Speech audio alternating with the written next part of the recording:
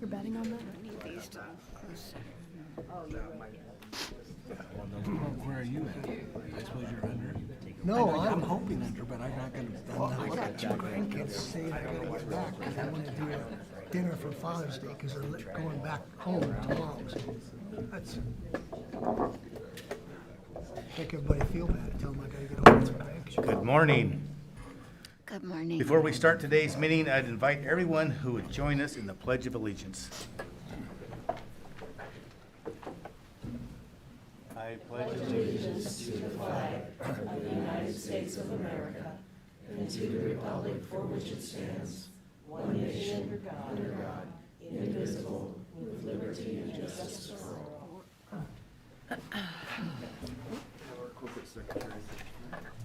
Oh, God. I'd like to call to order the June 18th, 2026 meeting of the Board of Regents. name? Roll call, please. Regent Rye. Here. Regent Darrow. Regent Schneider. Here. Regent Oltmans. Here. Regent Clare. Here. Regent Kenny. Here. Regent Makovica. Here. Regent Schaefer. Regent Shear. Here. Regent Stark. Here. Regent Whites. Here. Regent Wilmot. Here. Quorum is present. Thank you. In your materials, you have copies of the minutes of the board meeting from May 29th, 2026. I'd entertain a motion to approve if there are any corrections. So moved. Second? Anything? Roll call, please. Regent Darrow. Regent Schneider. Yes. Regent Oltmans. Yes. Regent Rye. Yes. Regent Kenny. Regent Makovica. Yes. Regent Schaefer. Yes. Regent Shear. Yes. Regent Stark. Yes. Regent Whites. Yes. Regent Wilmot. Yes. Regent Clare. Yes. Motion passes. Thank you. In compliance with Nebraska Open Meetings Act, the board has posted a copy of the act in the back of the room. Before we get started today, our meeting today, I'd like to take a moment to welcome our new student regents that are here today. Let's start with Paige Oltman, joins from the University of Nebraska at Kearney. Paige is a senior from Davenport, Nebraska, majoring in political science and business administration and a minor in public law. He plans to attend law school after graduation. Paige currently serves as student body president, is actively involved in campus leadership, executive vice president of the Panhellenic Council, and vice president of the Pre-Law Society. She also serves as new student enrollment leader and is involved in the Kearney Law Opportunities Program, KLOP, the honors program, and Gamma Phi Beta sorority. Welcome, Paige.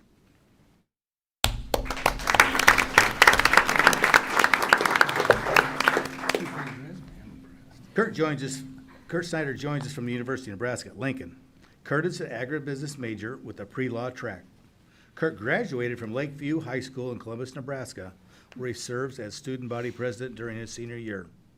At UNL, Kurt has held numerous leadership roles, including ASU Senator, Treasurer of the CASA Student Advisory Board, Director of Finance for the Interfraternity Council, and Freshman Class President of his fraternity, Alpha Gamma Rho. He's recognized as a member of the year of the UNL's Freshman Campus Leadership Association and remains active, a member of the Agronomy Club and the Commodity Marketing Club. Welcome, Kurt.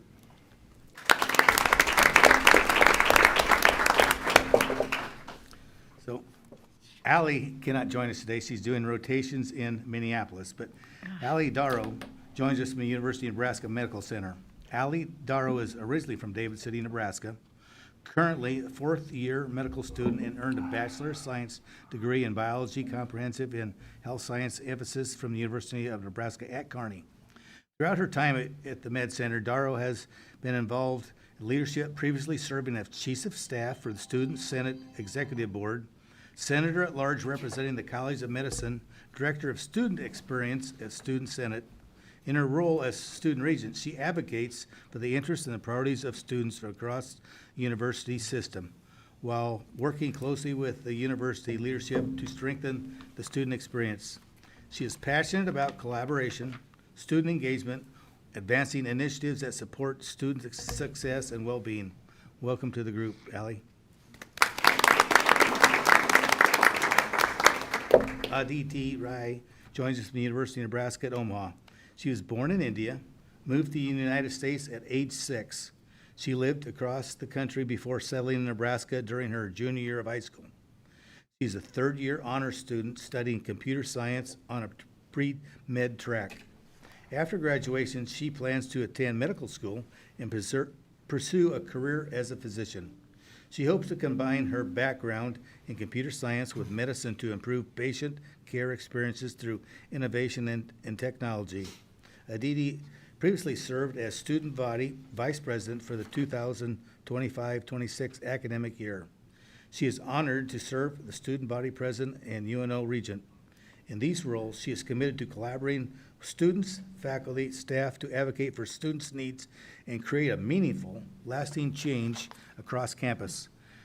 She believes in a stronger, more connected university community and is guided by belief that we are one UNO. Welcome.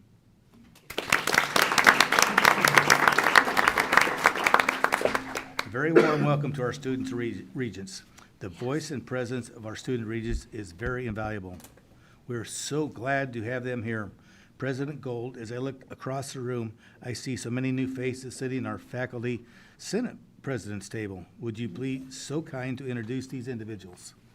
Thank you, Regent Kinney. It is my honor and privilege to introduce the distinguished faculty who are assuming this important leadership role at the university as our new faculty senate presidents. We'll start off with David Arredondo, who is an associate professor and collection services librarian at the Calvin T. Ryan Library at UNK. He received his Bachelor of Arts in English Literature from the University of Nebraska-Lincoln and a Master of Library and Information Sciences from the University of Missouri-Columbia. From 2013 through 2018, he worked at Love Library at UNL in acquisitions and technical services, ultimately serving as the acquisitions manager. His primary research interests include the application of enterprise data strategies in academic libraries, digital humanities utilizing natural language processing methods, and more recently, artificial intelligence in higher education. Welcome. We're really glad to have you with us, sir. Richard Leiter is the director of the Schmidt Law Library and the Marvin and Virginia Schmidt Foundation Professor of Law at the University of Nebraska-Lincoln College of Law. He earned his bachelor's degree from the University of California, Santa Cruz, and a JD from Southwestern University School of Law, and an MLIS from the University of Texas in Austin. A nationally recognized scholar and author in legal research and law librarianship, he's received numerous professional honors and has served on the University Faculty Senate for more than 20 years. Most recently, he received the Marion Gould Gallagher Distinguished Service Award, the American Association of Law Libraries' highest honor in recognizing his outstanding contributions to the profession. Welcome, Richard. It's great to have you with us. Dr. Paul Fay serves as the Vice Chair for Research and Professor in the Department of Pathology, Microbiology, and Immunology at the University of Nebraska Medical Center. He's the former Director of Clinical Microbiology at Nebraska Medicine and continues to serve as Clinical Microbiology faculty. As a bacteriologist by training, his research focuses upon staphylococcal biology, particularly the relationship between bacterial metabolism and human infection. Dr. Fay earned a Bachelor's of Science degree in microbiology and biology from Kansas State University and his doctoral degree in medical microbiology from Creighton University. He's also a diplomat of the American Board of Medical Microbiology. Welcome, and again, we're super glad to have you with us. And Dr. William Kramer is an associate professor of industrial and organizational psychology at the University of Nebraska, Omaha, where he has been on the faculty since 2018. He earned his PhD from Clemson University, and his research focuses on teams, collaboration, trust, virtual work, and how people function in complex work environments.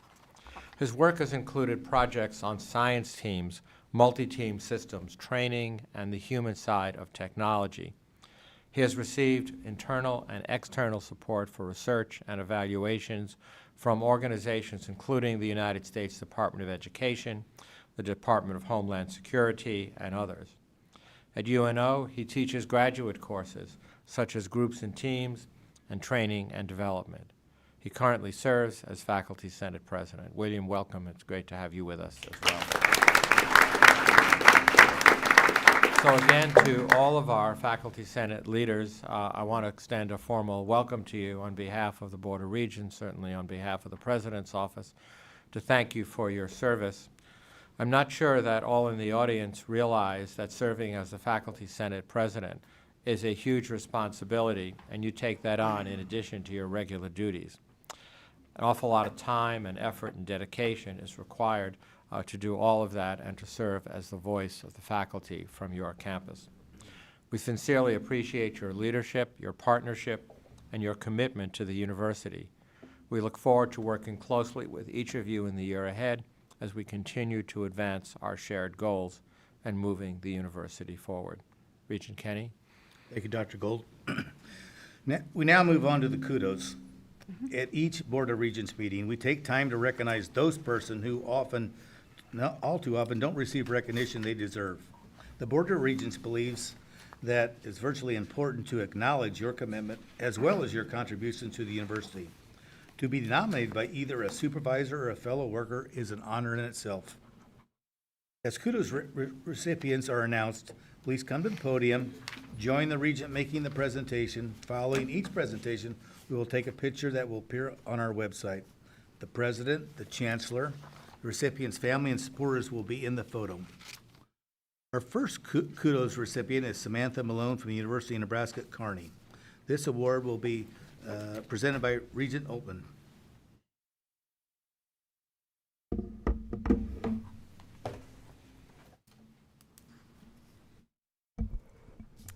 The Board of Regents is pleased to present a Kudos Award to Samantha Malone, lead teacher at the Lavone Kopecki Plambeck Early Childhood Education Center at the University of Nebraska at Kearney. Samantha has continuously set new standards in support of the university mission and the work being done at the center. Throughout every transition and challenge, she has remained committed, adaptable, and overwhelmingly positive. She began at the Plambeck Center as an office associate. She became a behavior specialist as the center focused on addressing challenging behaviors through the pyramid model using positive support. Utilizing her background in occupational therapy, she worked closely with Director Chelsea Bartling to develop strategies for behavior support for classroom teachers and students. She then transitioned into the role of lead teacher in the infant classroom. Samantha's impact is felt by the youngest learners and their families, as she provides a nurturing, supportive environment for infants while helping families navigate the experience of leaving their babies in care for the first time. Her dedication is deepened by her personal experiences as the mother of a NICU micropreemie. The invaluable knowledge and training she gained related to infant development, feeding support, and family-centered care she now brings to her classroom every day. She also serves as a role model and mentor to the UNK students that work in her room. She is currently working toward a degree in education. She still assists the director with behavior-related concerns as needed, provides behavior intervention materials and social stories to classroom teachers, and contributes office support through administrative tasks.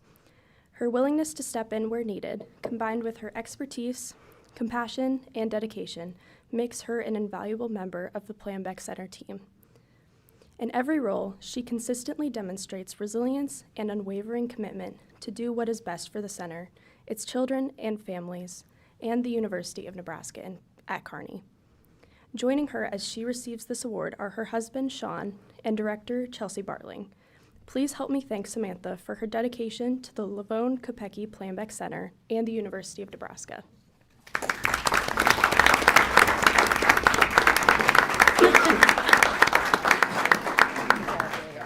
Love it. Like that. Do you have a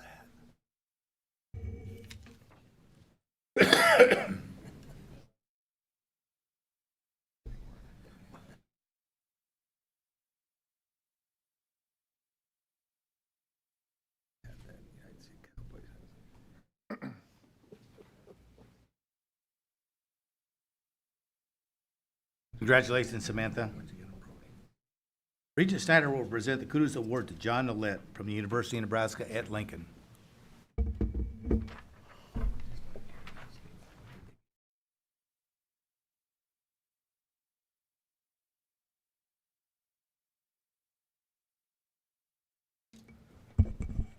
The Board of Regents is pleased to present a Kudos Award to John Nolet, Ranch Technician Lead at the West Central Research Education and Extension Center in Whitman, Nebraska, University of Nebraska-Lincoln. For more than 25 years, John has lived and worked at the Gudmundson Sandhills Laboratory, where he is an integral part of the success of faculty, staff, students, and producers who utilize the research and extension programs at the lab. John goes above and beyond expectations, assuming additional responsibilities to ensure the success of research at the lab. During blizzards, blazing hot summers, and droughts, John provides exceptional care for the livestock. His many colleagues and student nominators wrote, "John has consistently gone above and beyond in serving the best interests of both the cattle and the ranch. His work ethic is truly exceptional." John adds practical value to projects by providing insight, expertise, and understanding of the Sandhills ranching area. He truly understands and values the land-grant mission of the university. I appreciate how much effort John puts into caring for the cattle, as well as protecting the integrity of the research at GSL. Because of John's dedication, the quality of our research and extension program at GSL is respected and recognized. And finally, John has made a meaningful and lasting impact on the many students who have spent time on the ranch. He and his wife have generously opened their home to welcome students, offering home-cooked meals and a warm, supportive environment to connect. Active in the community, he served on the school board, the county fair board, and was the fire chief of the Whitman Volunteer Fire Department, where he still volunteers and was recently out with his neighbors fighting the Ashby fire. John's wife, Stacy, is joining us today. Please help me thank John Nolet for his dedication to the University of Nebraska, exhibited by his exceptional commitment, independent work ethic, and contributions to the programs at the Gudmundson Sandhills Laboratory, as well as his dedication to his neighbors.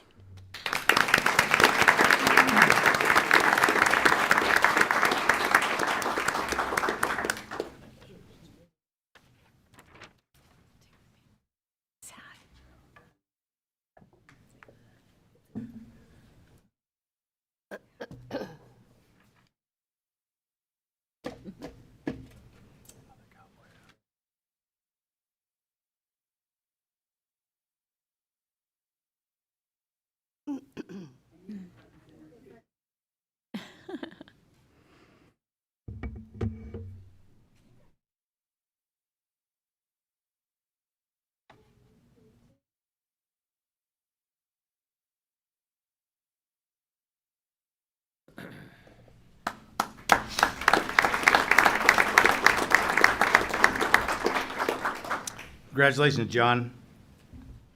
Regent Makovica will present the Kudos Award to Sarah Ward from the University of Nebraska Medical Center.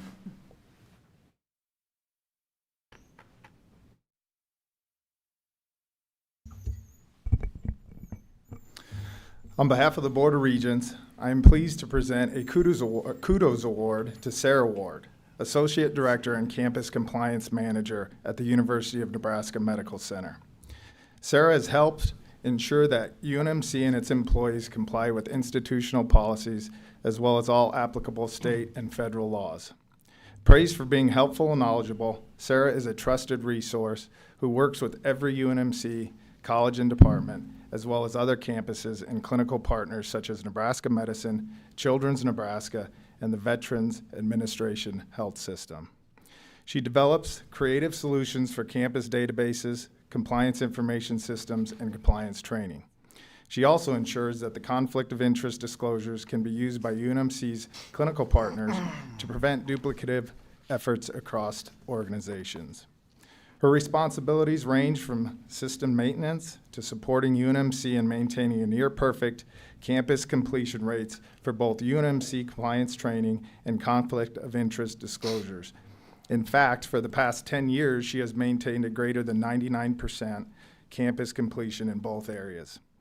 Sarah single-handedly worked to ensure that all UNMC compliance training meets Title II accessibility standards. Today, Sarah is joined by her supervisor, Sarah Gloden Carlson.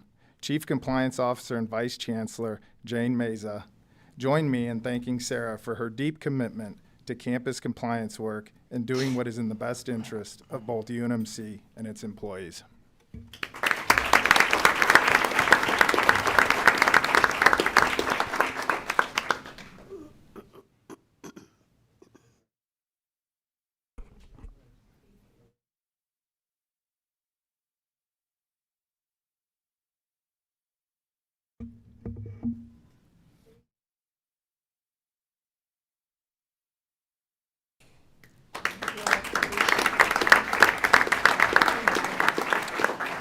Congratulations, Sarah.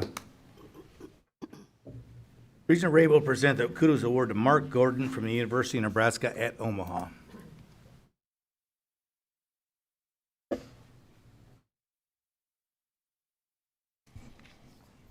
The Board of Regents is pleased to present a Kudos Award to Mark Gordon, Building Services Manager for the Dr. C.C. and Mabel L. Christ Library at the University of Nebraska at Omaha. Mark plays a vital role in ensuring that Christ Library remains a safe, functional, and welcoming space for students, faculty, staff, and visitors. His responsibilities include overseeing building maintenance, renovation projects, and safety and security operations. Candace Patton, Associate Vice Chancellor for Academic Affairs, says that Mark is not one to wait for others to respond to library needs. Whether coordinating with campus partners or completing maintenance and repair projects himself, Mark consistently goes above and beyond to support the library community. Batten says that in the last 6 months, I have seen Mark respond with a cool, calm, and rational approach to 2 separate high-stress, high-stakes incidents that had the potential for disastrous outcomes. She notes that during one incident, Mark responded immediately despite being off duty and worked closely with public safety and Omaha police to support the response and provide resources for those affected. Batten adds that Mark's quiet authority in both his manner and bearing is recognized and respected by others. Mark is joined today by his wife, Diana Gordon. Please join me in thanking Mark for his dedication to University of Nebraska at Omaha.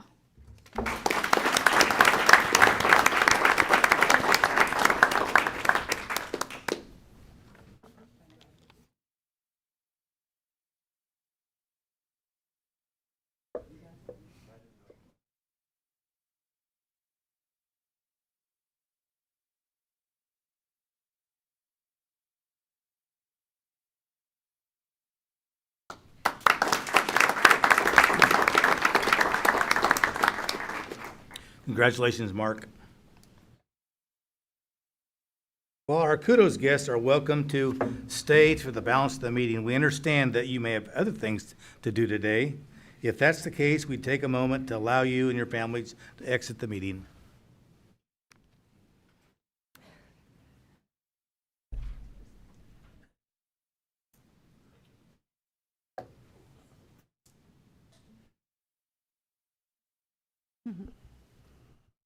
Thank you.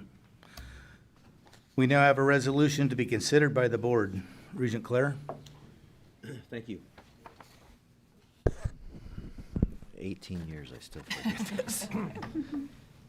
Whereas at the August 14, 2025 meeting of the board unanimously approved filing an application with the Nebraska Department of Economic Development to request and use state grant funds under the Nebraska Transformational Projects Act for the unanimously approved Project Health Program Statement. Whereas the university has just received agreement, contract number 26-09-109, which shall outline the specifics between the state of Nebraska and the university with respect to the approved funding for this project. Whereas the board hereby affirms their support of the receipt of these funds and the requirements thereto as outlined in the agreement attached hereto as Exhibit 1. Now therefore be it resolved that the Board of Regents of the University of Nebraska authorizes the Chair of the Board of Regents of the University of Nebraska, Paul Kinney, to execute this agreement on behalf of the board. Thank you, Regent Claire. Is there a motion to approve this resolution? So move. Motion's been made. We need a second? Second? Motion been made and seconded. Any further discussion? Roll call, please. Regent Schneider? Yes. Regent Rye? Yes. Regent Oltmans? Yes. Regent Makovica? Yes. Regent Schaefer, Yes. Regent Shear, Yes. Regent Stark, Yes. Regent Whites, Yes. Regent Wilmot, Yes. Regent Claire, Yes. Regent Kenny. Yes. Motion passes. I'll now turn it over to President Gold for his remarks. Thank you, Chair Kinney. Members of the board, university leaders, faculty, staff, students, and guests, thank you so much for being here today. It is always an honor to address each of you, and today we come together to celebrate milestones and as well to make decisions that will impact the University of Nebraska and our community for a long time into the future. I'd like to begin by sharing a milestone, a key milestone that reflects both our history and our future. The joint accreditation of the University of Nebraska-Lincoln and the University of Nebraska Medical Center, which will become official in just a few days later this month. This important achievement is a result of just under 2 years of work and will now allow us to more accurately represent the extraordinary impact our faculty, researchers, scholars, and staff make across Nebraska every day.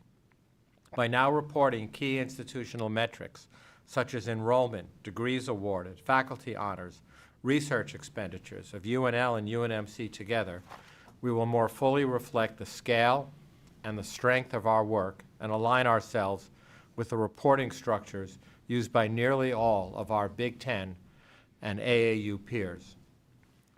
The impact is significant. For example, based upon last year's National Science Foundation Higher Education Research and Development Survey, better known as the HERD survey, our combined research expenditures will move the University of Nebraska from approximately the 125th national rank to 55th in research rankings, helping us attract students, outstanding faculty and staff, and additional public and private research funding opportunities.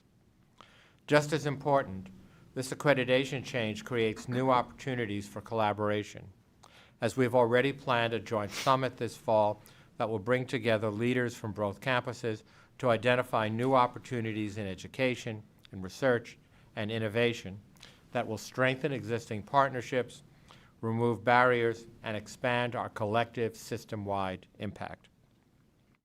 At the heart of this effort was always a very simple question: what is best for Nebraska? The Lincoln and Med Center campuses began as one institution and shared a single accreditation from 1913 through 1968.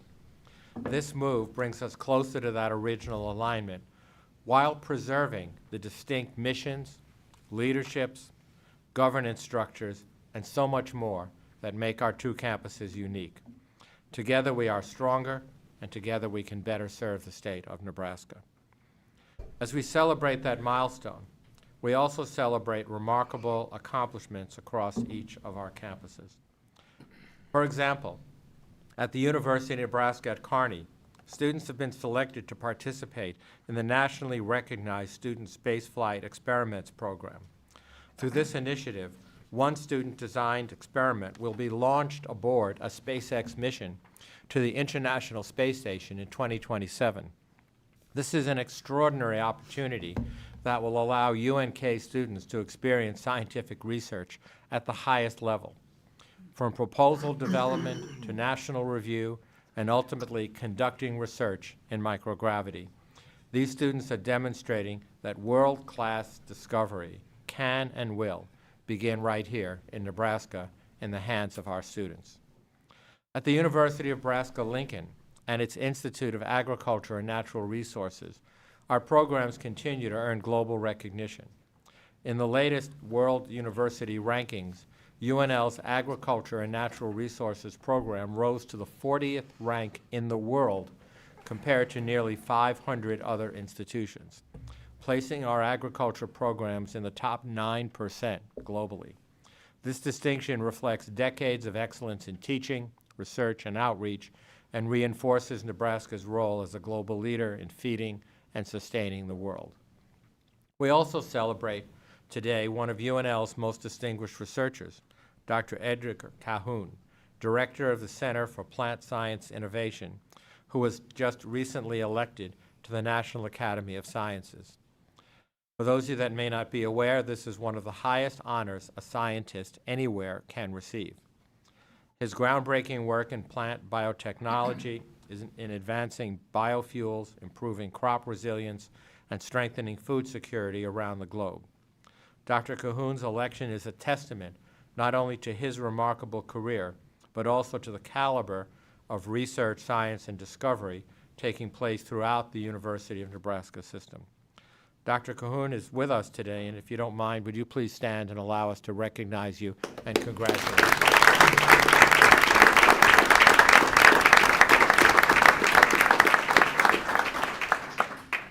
And just earlier this week, actually last Monday, as a member of the APLU Board of Directors, I was asked to participate with a small group of land-grant university leaders in a series of meetings with the Secretary of Agriculture, Brooke Rollins, to discuss our leadership in national research and future investments in the bioeconomy. At the University of Nebraska Medical Center, we continue to demonstrate leadership in healthcare, research, and public service. UNMC was once more called upon as our nation's only federal quarantine facility, the National Quarantine Unit, better known as the NQU, and remains actively engaged in monitoring American citizens with a cruise ship exposure to a highly lethal hantavirus. Though providing clinical support and expertise during a time of concern is core to the mission. I want to take this opportunity to thank and to commend our faculty and staff who have yet again risen to the occasion and gone above and beyond to serve the cause of our nation. In addition, UNMC's highly regarded IXL program has achieved reaccreditation by the American College of Surgeons as a comprehensive education institute through the year 2031. This accomplishment reflects years of dedication from the IXL team and confirms that Nebraska remains truly at the forefront of experiential virtual reality and simulation-based education. It is yet another powerful example of how innovation at UNMC is improving education, healthcare, and patient outcomes across our state, while continuing to position Nebraska as a national leader in this space. At the University of Nebraska-Omaha, once again, we find ourselves in the midst of one of Nebraska's most iconic athletic events, the College World Series. As a newly named co-host of the tournament, UNO plays a vital role in the success of the CWS. Maverick students, as well, are gaining hands-on experience as broadcasters, athletic trainers, operations staff, and members of the famed Mud Crew, helping prepare baseballs for play. Their work behind the scenes demonstrates the value of experiential learning and showcases the talent and professionalism of our students and on the national stage. Turning to today's agenda, the board will consider several important items that will truly shape the future of our university. First is the University of Nebraska's operating budget. Like many universities across the country, we continue to face challenges related to rising costs, declining state support, and ongoing federal pressures. The proposed balanced budget ensures a tuition increase based upon an average of multi-year inflationary trends and an additional approximately $8 million in reductions across our campuses. Through careful planning, voluntary retirement programs, administrative consolidations, and operational efficiencies, much of this work for reductions have already been accomplished. We remain committed to fiscal responsibility, affordability, and ensuring that every dollar entrusted to us, whether it's through the taxpayers of the state of Nebraska, through families, through grants and contracts, or philanthropy, is used in ways that supports our students, our mission, and the future of the state of Nebraska. In addition, the Regents will have an opportunity to review a major renovation of the Selleck residential complex and dining hall system at the University of Nebraska-Lincoln campus. This project represents a significant investment in the student experience and will help ensure that future generations of Huskers have facilities that support learning, community, and their success. The board will also consider many appointments But there are two outstanding leaders that I would like to draw your attention to. The first is Dr. H. Deli Davies, as the 9th Chancellor of the University of Nebraska Medical Center, and the second is Dr. Jen Nelson, as the Vice Chancellor for Research and Innovation at the University of Nebraska-Lincoln. Both have demonstrated exceptional leadership, vision, and commitment to our mission. I am deeply grateful, as is all of our leadership teams, for their continued service and confident that they will help guide our institution to even greater success in the years ahead. Another item before our board today is particularly meaningful. The Regents will consider the naming of Nebraska's softball facility in honor of Coach Rhonda Revelle.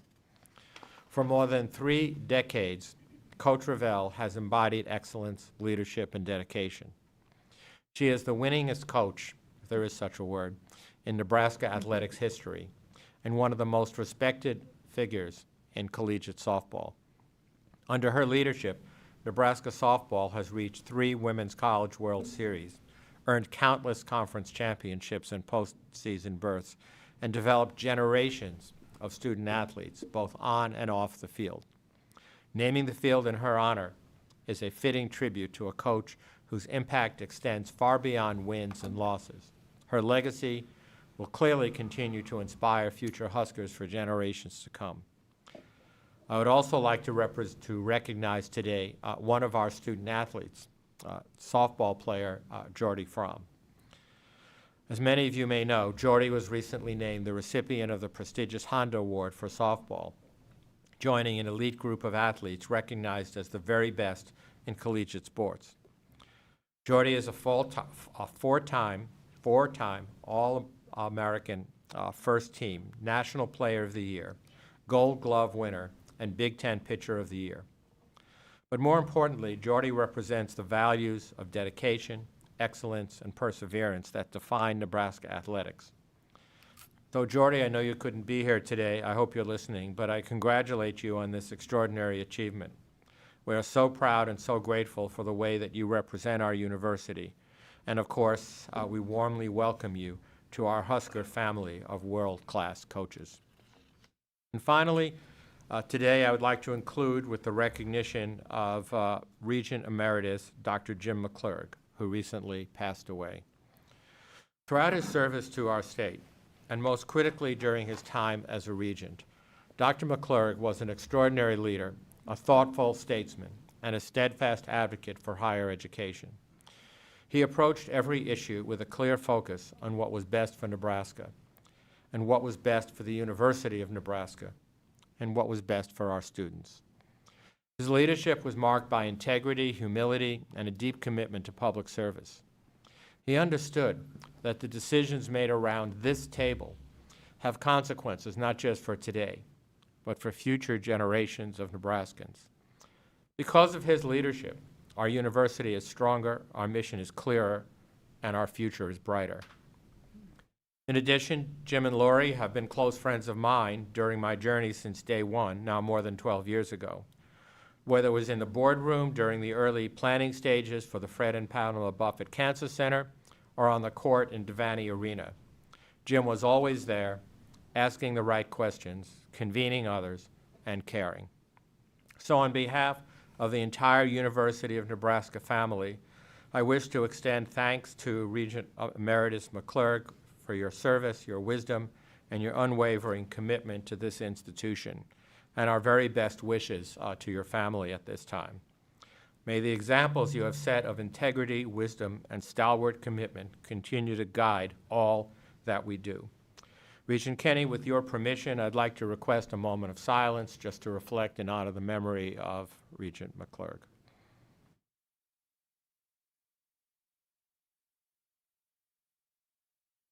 And I now turn it back to you, sir.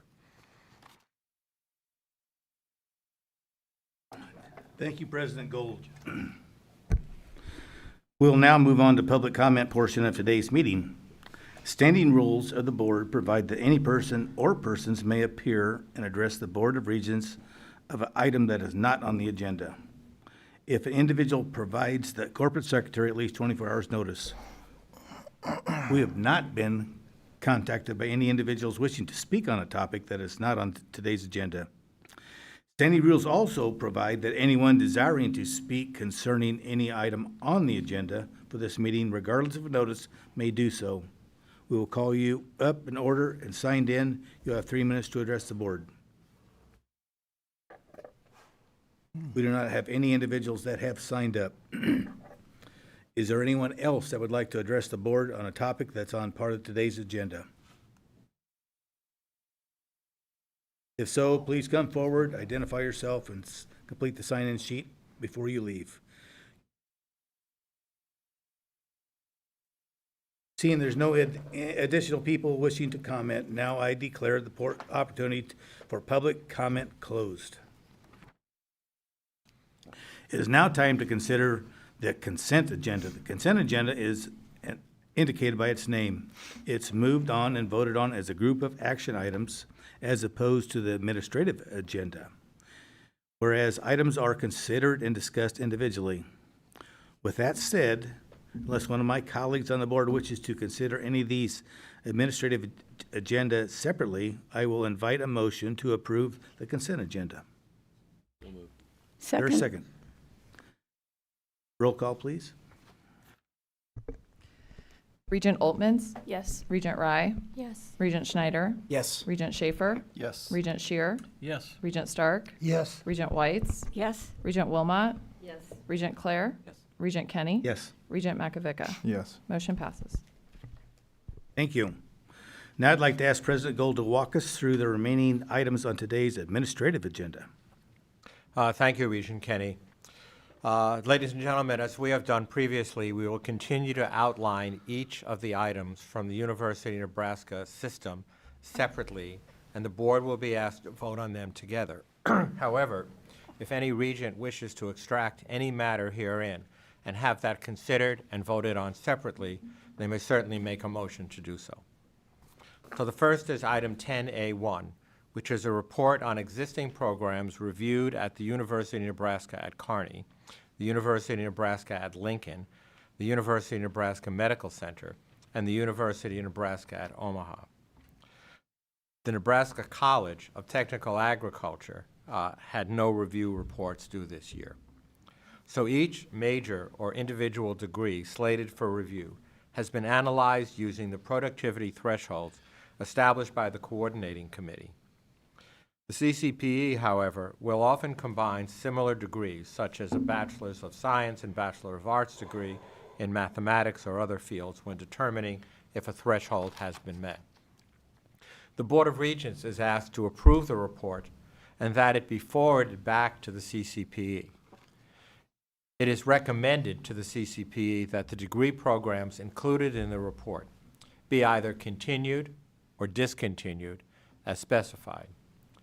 When programs do meet the CCPE's numerical thresholds and their low enrollments cannot otherwise be justified, Nebraska Law 85-1414, parens 5, requires that an in-depth review be conducted. Programs potentially requiring such reviews are noted, and upon confirmation from the CCPE, reviews will be requested and reported to the board in the next academic year. The next item here is 10A2, that seeks your approval to continue the Bachelor of Arts degree in dance at the University of Nebraska-Lincoln and to forward the associated in-depth review report and action plan to the CCPE. If an in-depth report is accepted by the CCPE, the program will be monitored annually by the board until such time as monitoring is deemed no longer necessary. At the 2025 review, the Bachelor of Arts in Dance averaged 4.4 graduates per year, well short of the threshold of 7 per year for a bachelor's degree set by CCPE. However, the dance program has seen a 34% increase in majors and minors since 2021, and as of fall of 2025, had 35 undergraduate majors, including double majors. As we are already seeing increasing enrollments, combined with the college's plans for new programs and new scholarships as part of the significantly committed philanthropic support of more than $30 million, The program should reach the threshold by the next review, and hence our recommendation to the CCPE. Item 10A3 seeks your approval to establish the University of Nebraska Artificial Intelligence Institute, better known as the Advanced Artificial Intelligence Institute, or A2I2, to enhance existing programs and efforts to advance AI research, teaching, and public engagement across all of the University of Nebraska campuses. This institute will focus on areas where Nebraska is already strong: agriculture and food systems, healthcare, engineering, rural and urban development, business, law, education, humanities, and the arts, as well as national security. It will connect foundational, applied, theoretical, and cultural research with real-world needs and circumstances. It will prepare students and workers for AI-enabled careers, and will help communities use artificial intelligence safely and effectively. Through partnerships with industry, government, nonprofits, and communities, the Institute will serve society, grow Nebraska's economy, and help future generations survive and thrive in the AI era. As part of our Odyssey to the Extraordinary, our strategic plan, the AI Institute will position the University of Nebraska to compete nationally in this sector. It is of note that no new state resources will be needed to support this institute, which will hopefully be significantly extramurally funded through grants and contracts. All of these items that I just described to you were reviewed and recommended by the Academic Affairs Committee, and I present them to you for your consideration today. Thank you, President Gold. Is there a motion to approve 10A1, 10A2, 10A3? So moved. Is there a second? Second. Any discussion? I just know that in the past, we've talked about sometimes on some of the programs that maybe need to be looked at. In some campuses, it's a long time process, in some it's a shorter. Have we made any progress in trying to get things so we don't waste so much time if there is something that needs to be? Thank you for that important question, Regent Wilmot. So we have initiated a process through the Provost's office that these programs that are of concern and need potential either strengthening or, in some cases, elimination will be reviewed on an annual basis. And that annual report will come back to the Board of Regents Academic Affairs Committee consistent with every single item mentioned in this review. Thank you. Anyone else?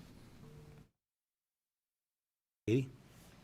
Regent Rye, Yes. Regent Schneider, Yes. Regent Oltmans, Yes. Regent Shear, Yes. Regent Stark, Yes. Regent Whites, Yes. Regent Wilmot, Yes. Regent Clare, Yes. Regent Kenny, Yes. Regent Makovica, Yes. Regent Schaefer. Yes. Motion passes. Thank you. We'll now move on to the Academic Affairs Administrative Agenda for UNK. And again, as we have done previously, we'll outline each of the items from the University of Nebraska at Kearney campus separately, and the board will be asked to vote on them together. And again, if any regent wishes to extract any matter herein and have it considered and voted on separately, they certainly are encouraged to make a motion to do so. Starting off with item 10A4 that seeks your approval to eliminate the Bachelor of Science in Education, Physics 7 through 12 subject endorsement. The elimination is part of the department's larger plan to streamline and strengthen program endorsement offerings. The 7 through 12 physics endorsement has had low enrollment and very low graduation numbers. The recently approved 7 through 12 science endorsement, however, will include all of biology, chemistry, physics, and physical sciences to allow graduates to teach in all 4 areas, increasing the program size, and most importantly, filling a major need for schools in rural Nebraska. The next item is 10A5 that seeks your approval of a teaching field endorsement, which will allow graduates the opportunity to teach in family and consumer sciences in grades 6 through 12. The Nebraska Department of Education strongly supports endorsement of this option, and UNK has all of the coursework in place other than one class for which resources have been identified to offer this program. Currently, the FCS program teachers have waivers to fill roles due to lack of appropriate endorsement, with a gap of approximately 176 FCS endorsed teachers in the state. These items were extensively reviewed and recommended by the Academic Affairs Committee, and I present them to you today for your consideration. Thank you, Mr. President. Is there a motion to approve 10A4 and 10A5? So moved. How about a second? Second. Any discussions on those two?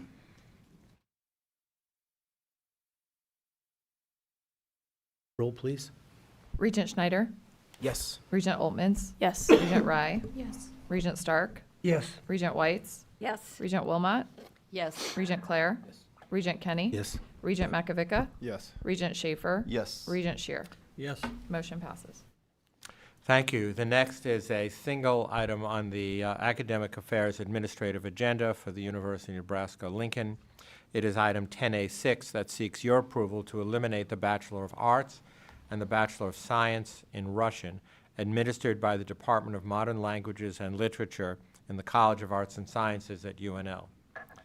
The proposal to eliminate this degree comes after suspending admission in fall 2023 due to critical faculty departures. There are currently no permanent faculty to deliver the curriculum. It is being funded using critical instruction funding, while a few remaining students will complete the major, only one of whom has major requirements in Russian to complete.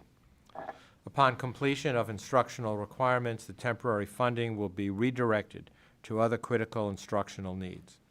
This item also was extensively reviewed and recommended by the Academic Affairs Committee, and I do present it to you today for your consideration. Thank you, Mr. President. Is there a motion to approve 10A6? So moved. Is there a second? Second. Last one. Any discussion on the language of Russia? Roll call, please. Regent Schneider, Yes. Regent Oltmans, Yes. Regent Rye, Yes. Regent Whites, Yes. Regent Wilmot, Yes. Regent Clare, Yes. Regent Kenny, Regent Makovica, Yes. Regent Schaefer, Yes. Regent Shear, Yes. Regent Stark. Yes. Motion passes. Thank you. We now move on to the administrative agenda in the category of business and finance. Mr. President, if I could request that item 5 be voted on separately. I think it's of importance that it should be handled separately, if we could, please. And we need a second? Second. So the first group will be the items 1 through 4, if we may, if it's permissible to go through those, if that's okay, sir? Sure. And again, respectful of items 1 through 4, which are the Fund B university programs and facilities fees for UNK, UNL, UNMC, and UNO. Item 10B1 through 10B4 seeks your approval of Fund B allocations for each of the campuses. The general policies governing the administration of UPFF fees are set forth in Chapter 5.9 of the Board of Regents policies. These recommended allocations receive appropriate student and administrative reviews as directed by Board of Regents policy. The proposed allocations are based on UPFF fees to be collected in the 2026-2027 academic year. The specific fees in question have been included in your materials on pages 150 through 157. These items were extensively reviewed, and I recommend them to you today based on the recommendations of the Business and Finance Committee for your consideration. So we need to vote. No, let's do this first. Okay. Is there a motion to approve 10B1, 10B2, 10B3, and 10B4? So move. Second. Any discussion? I just had a little concern yesterday in our academic committee. We had a discussion over some of these funds, and I know in some of the recent audits, there were several places where some of the funds that were approved, it's questionable whether that fits our policy. And so, with this, I think we still need to do some more scrutiny need to be sure we look at making sure that our staff that's approving these funds really are staying within our policy. And I express that basically because of my concern for students and the fact that it all adds up. And times are not good, I don't think, for anyone. And we need to make certain that their funds are honestly being spent the way our policy says. So I just encourage continuing scrutiny. Any other comments? Roll. Regent Oltmans, Yes. Regent Rye, Yes. Regent Schneider, Yes. Regent Wilmot, Yes. Regent Claire, Yes. Regent Kenny, Yes. Regent Makovica, Yes. Regent Schaefer, Yes. Regent Shear, Yes. Regent Stark, Yes. Regent Whites. Yes. Motion passes. Thank you. As requested, we will take items 10B5 and 10B6 separately. We need to vote on it first. Okay.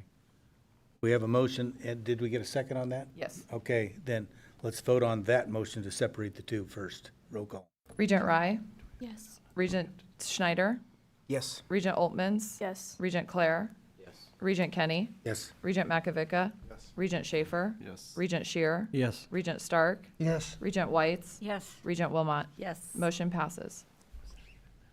Thank you. So we will now address item 10B5 that seeks your approval of the University of Nebraska's fiscal year 2026-2027 operating budget and to reappropriate with the state of Nebraska's Department of Administrative Services any unexpended balances existing in the June 30th, 2026 budget that are committed to be spent in the 2026-2027 academic year.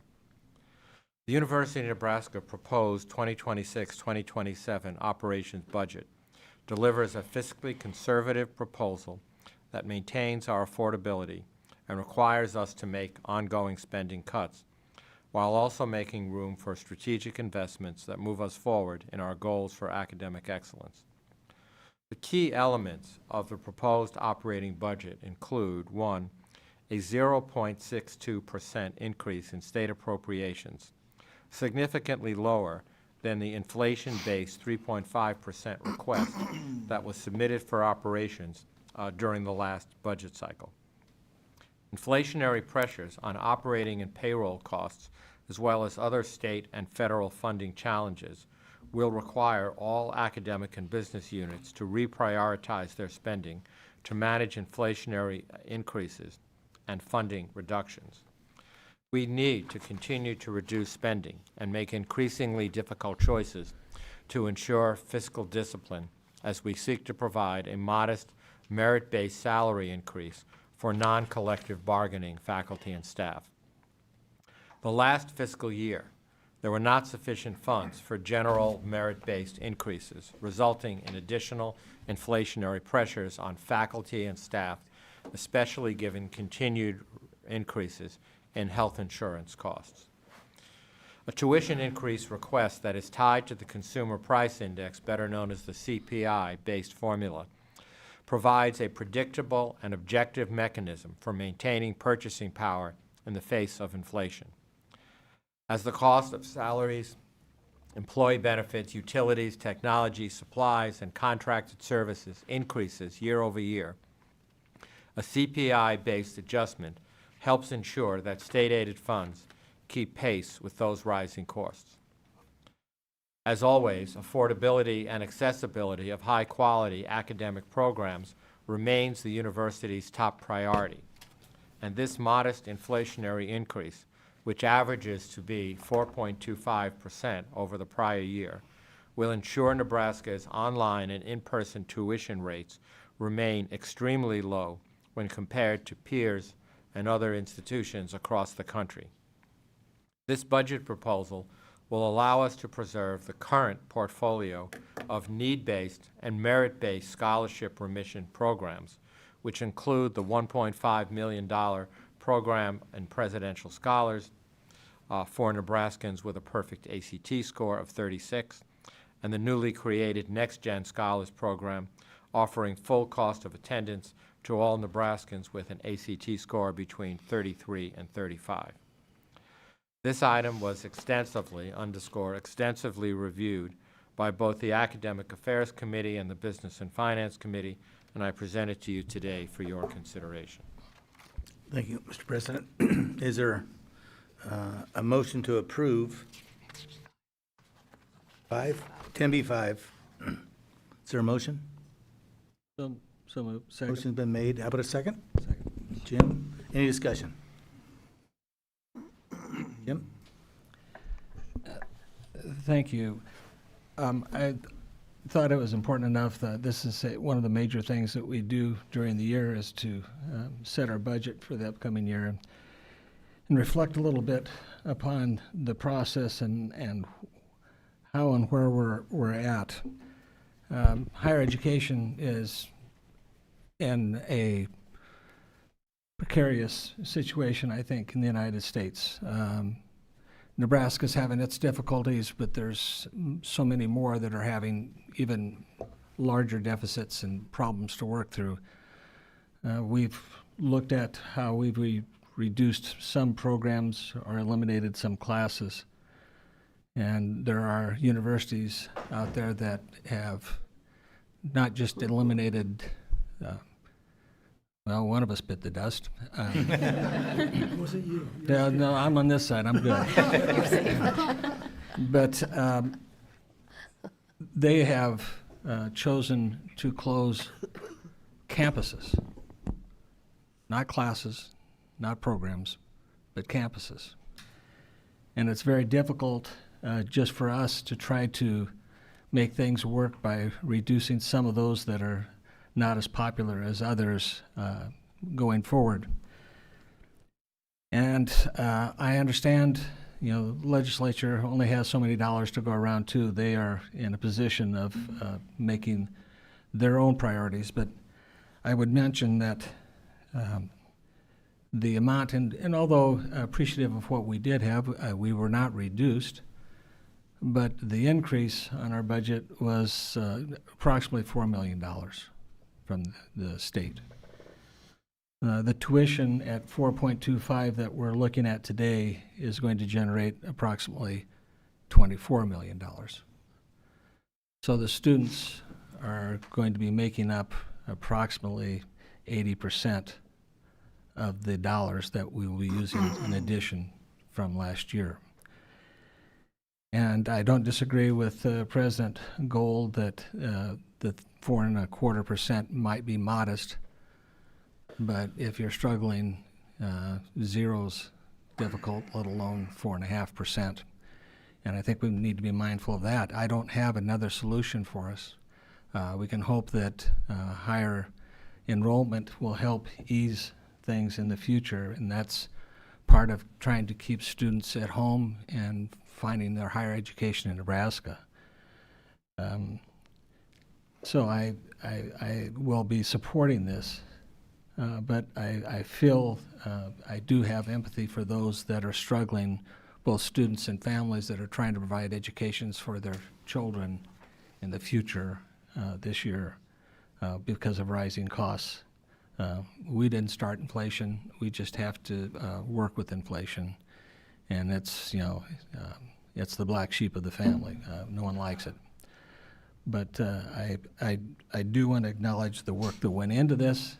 It is difficult to make those decisions when you're looking at, and especially over the last year, there's been programs that we have reduced, and in reflecting back, I assume, I'm making an assumption here, that most of the students and parents would rather have their child's programs continued rather than reduced and eliminated, and their child has to find someplace else to move forward in their education than staying at Nebraska. And my fear is those people that might, those students that might be left out and have to go to some other institution, not only will Nebraska university system lose that individual, but quite frankly probably will stay in Nebraska in the future. So I'm looking and hoping that the university and the legislature will find a higher priority for us in the upcoming years.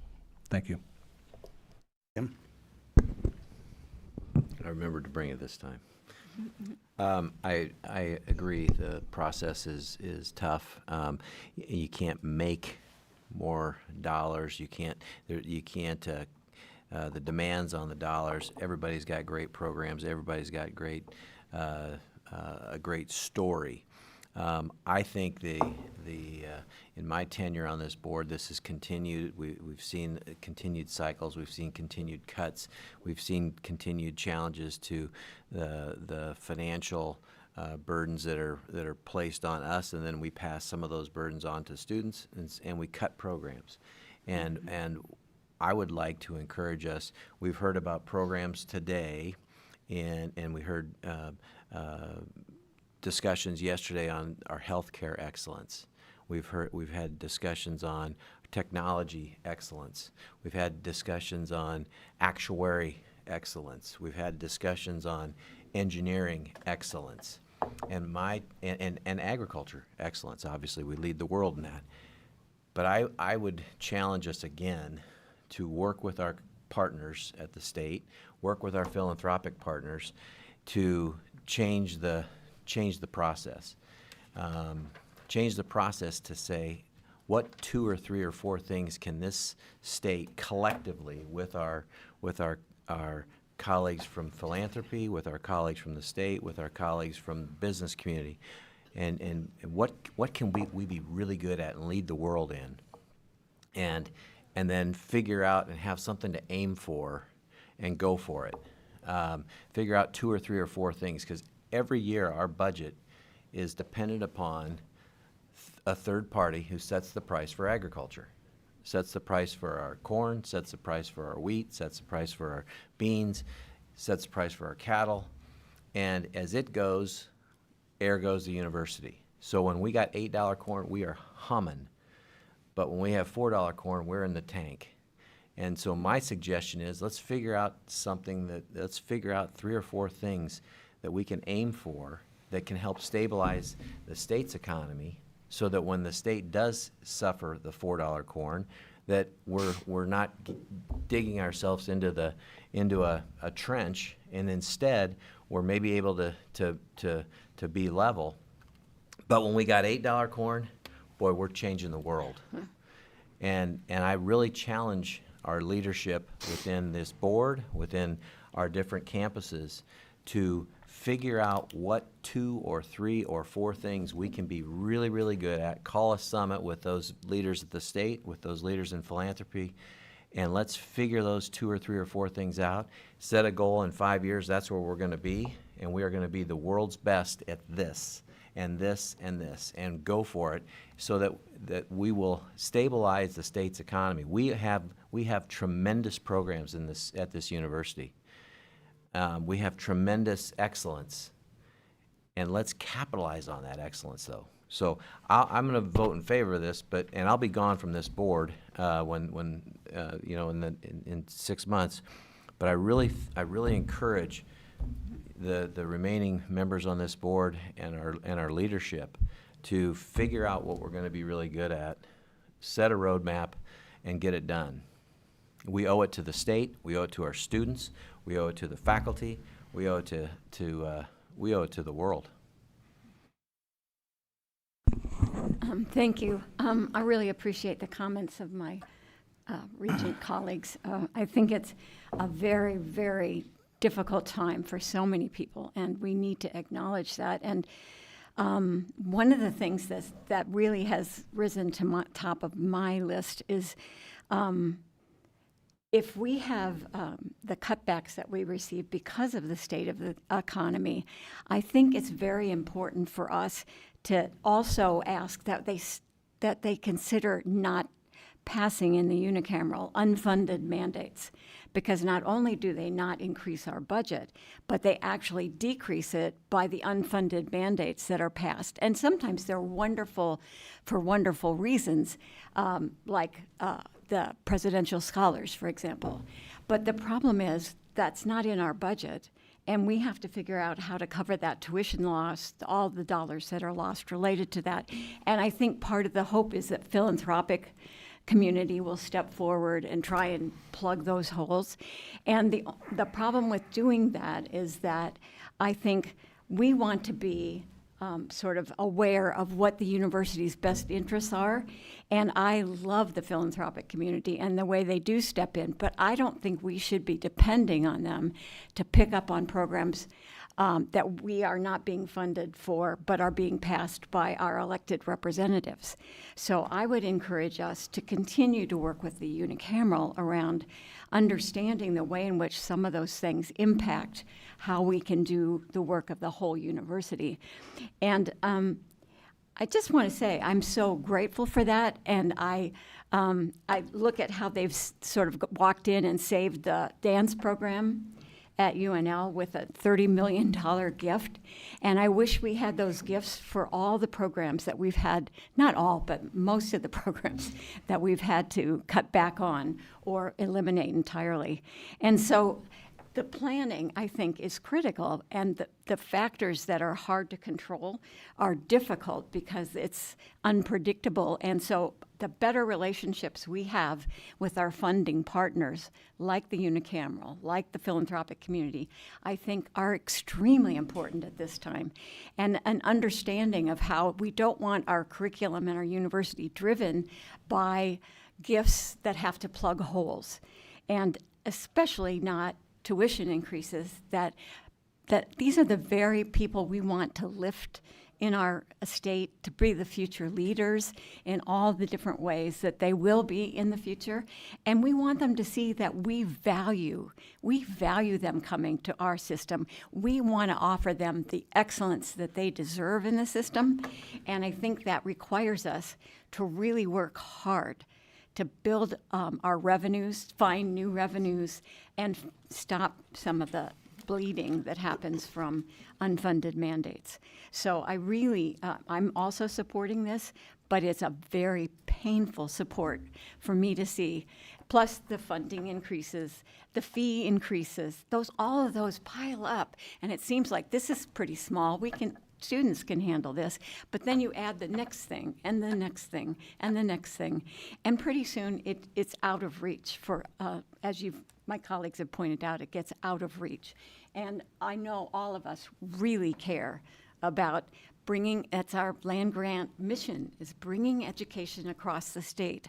And we need to do that. And the only way we can is the kind of support for the kinds of things that are important to and I think the idea of focusing is very important, and looking at our mission and saying, what does the state need? We need to be putting our university mission in line with our state mission and our land grant mission. And I can't tell you how much I have learned as a regent about the incredible things that are happening on our campuses. And I have to believe that if we all are better about being advocates for higher education and for our students achieving the kinds of things they can achieve, if we have higher expectations for everyone and we advocate for some of these things that no one really knows about. I had people ask me why we were doing the COBRA, or the hantavirus work with the federal government. They had no idea. My constituents had no idea of the kinds of things that we're doing in our incredible medical centers on our campuses across the state. So I also think our job is going to be advocating for this university in many more public ways and as often as we possibly can. And I would encourage my colleagues to take up that burden of getting the word out about what it means when we have to cut programs, what it means when we have to raise tuition on our students. And I want to say to the students and the faculty, I really wish we had more resources, and I'm doing my darndest to come up with ideas for that, and I know my colleagues are as well. And I want to encourage people in the community, if you have ideas, please talk to your district regent, talk to me. I don't talk to our Board of Regents, but we need to see this as something we all take on together. It's not just the Board of Regents. It's not just the unicameral. It's our whole state, and we need to all be understanding how critical the community of the entire state is, and how, I'm sorry, talking a little too long, but it's passionate for me that we find ways to pay higher education the money that it needs to do the job that's required, both for our workforce in the state, but for the health and well-being of our entire country and the world. And so, I know that's massive, and I thank my colleagues for their comments, because I think we have to keep all of those things in mind as we look at. But we need a more predictable budget process. I like this idea that was used for this budget development, and I will say that I will vote yes, but we've got to find some new ways to do this. We really do, and it takes all of us, not just the 8 people sitting in front of you. Thank you. Thank you, Chair. Well, you got a lesson on $8 corn and $4 corn, and I guess I'm going to bring you another story. I'm coming from an area that there is no corn. Got hailed out. We lost the beans. We lost the corn. We know that we've had the fires all over Nebraska. Those people are just looking for feed for some cows. Some of them are having to sell them. Talked to a sale barn that had one of the largest auctions the other day because those owners can't do it. They can't raise the cows anymore. That is our food supply. And I guess I think about a land-grant college. We need to look at also, I guess I know I'm the more Western person on this board, but when you look around, I mean, our state has really faced a lot of devastation this year, and my understanding is good chance they're going to go back and refigure taxes even, and that's going to possibly affect what we're going to get from property taxes out there, what the legislature's going to have to work with. I mean, I can't imagine where this may end, and I know we don't want to cut programs. And I think we need to look at, are there some other cuts that we should be looking at? And they wouldn't be as easy probably to come up with, and I'm not saying cutting programs is easy, don't get me wrong. But we maybe need to look at cutting back on travel that people are doing for classes or whatever. I mean, we've got to come up with some creative ideas of how to control this, because we raised tuition over the last 2 years, 8.5%. That's not a small dollar. This raise, you're talking over 22 million. Sounds easy. Housing costs go up for the students all the time. The fees, as Barb mentioned, Regent White's goes up. So when you're a student, it's all over the place, and it just keeps moving up. And I'm afraid we are pricing students out of their opportunity to get an education. And that's not what I came here to do. And I won't be supporting this raise in tuition, and that's why. I think you need to understand why. And I had somebody just tell me the other night down here I was talking to, and they said, I went on a little trip out in western Nebraska, the Sand Hills, and that was before the latest fire wiped out exactly where they had gone. And the comment was kind of like, when we're down here in eastern Nebraska, we just don't see some of that. And so I guess that's what I want to bring, the real life to you as far as what these families and these students are facing.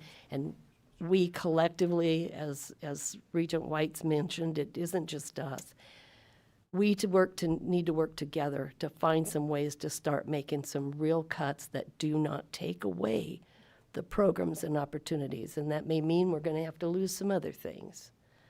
But we have an obligation, and I bleed for the families that are facing this now. What else? I just wanted to say from a student perspective that it's never easy to want to support a tuition increase. But from what I've heard from students on my own campus, it's more about, as somebody alluded to, you would rather have a program here that a student can attend and go their entire 4 years without getting cut, if that means they have to pay a little bit higher tuition. I think where we rank with our Big Ten peers, I think our previous years of no increase in tuition has put us in a tricky situation, which makes this decision so hard every year to kind of try and pace back up. But I think if we want to stay competitive, recruiting staff, graduate students, keeping those people in the state of Nebraska, I think that it's something that we have to do. And like a lot of these board members have said, it's never an easy thing to do, and you don't want to ever price somebody out of education or any of those things. But I know a lot of students from out of state, they're from the Chicago area, Minnesota, Wisconsin. They come here because our out of state tuition is cheaper than their in-state tuition. And with these tuition increases, we continue to fund great scholarships that students really appreciate. So I think there is a little bit of light at the end of this tunnel. So, and I agree that we need to continue to figure out how to be leaner and meaner and really drive more revenue with less expense, but I will be supporting the tuition increase, and I think that students can see the support reason for it, so. Anyone else? President Gold? Thank you. I just thought I might respond briefly to one or two of the comments from the Regents, and one, to be very clear that this proposed budget will allow us to maintain all of our need-based existing tuition remission scholarship programs, and particularly the Nebraska Promise program, which provides access at no cost of tuition to all Nebraska families that have an adjusted gross income of $65,000 or less. It also provides the support to cover all of the tuition, all of the mandated tuition remission programs that have been passed by the legislature, which include not only individuals and dependents of disabled veterans, first responders, and many other categories, and their dependents as well. Would have been hoped, and I wish to continue to support the request to the legislature to fund some of those tuition reduction mandates. However, we will be able to, in this budget, of course, continue to fund them. To Regent Claire, I couldn't agree more that we need a very clear strategy moving forward. We've not identified 4 areas. We've actually identified 5 that we hopefully can. I'm fine with that. I wasn't going to go for 6, just pressing my luck here, but we've identified 5 core areas that we really can and will continue to shine in as it relates to both internal and external support, recognition, rankings and ratings, et cetera. And then finally, just to say, as a first-generation student who literally went to college with without 2 nickels to rub together, I understand as well as anybody how important it is to maintain the affordability of higher education. But I will tell you this, it has never been more important to maintain quality access for Nebraskans to support the future economy and the quality of life that all of us here in Nebraska enjoy. So thank you, Regent Kenny. Thank you, President Gold. Higher education, from the chair seat, we've seen tremendous chaos and turmoil this year and lately. And just for the example of the Big Ten, this man is in 20, I believe 20 schools in the Big Ten? 18. Fourth longest tenured president in the Big Ten. In 2 years. 2 years. In 2 years. So is that turmoil? I mean, I have to thank the people, there are a lot of people sitting in this room that made some very, very tough decisions. And it wasn't easy to get to where we had to be this year just for the budget cuts. So I thank everyone here that had a part in that and the tears and stuff they had to go through. So I will call for a vote, roll call vote on 10B5. Regent Schneider, Yes. Regent Oltmans, Yes. Regent Rye, Yes. Regent Kenny, Yes. Regent Makovica, Yes. Regent Schaefer, No. Regent Shear, Yes. Regent Stark, Yes. Regent Whites, Yes. Regent Wilmot, No. Regent Claire. Yes. Motion passes. Thank you. The next item on our agenda is item 10B6 that seeks your approval for the Nebraska College of Technical Agriculture fiscal year 2026-2027 operating budget, and of course to reappropriate the state of Nebraska's Department of Administrative Services unexpended balances existing on June 30th, 2026 that are committed to be spent in the upcoming fiscal year. Similarly, NCTA's operating budget assumptions are identical to those used for the university's expenditures, including compensation, are estimated and subject to the availability of state funds appropriated by the Board of Regents. The tuition rates are based upon the state of Nebraska's current budget and are subject to change if the university's state funding is continually cut. These items were also extensively discussed and recommended by both Academic Affairs and Business and Finance Committees, and I present this item to you for your consideration today. Thank you, Mr. President. Is there a motion to approve 10B6? Yes. Second. Any discussion? Well, I was out at commencement for NCTA, and I love the way that they figured out how to solve a problem. Right in the middle of the commencement speaker's remarks, the lights went out.